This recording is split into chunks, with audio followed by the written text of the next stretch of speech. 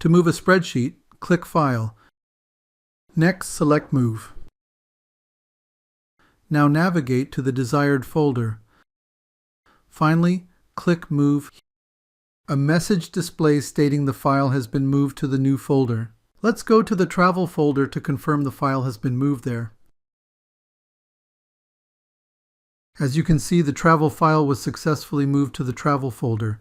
Moving files is pretty simple. There is also another way to move a file. Let's open the Travel file again. Next, click the Move icon, which is to the right of the star icon. The Move Travel dialog box opens. The current location is the Travel folder, which we confirmed just a few moments ago. Let's move the file back to the My Drive folder by selecting it and clicking Move.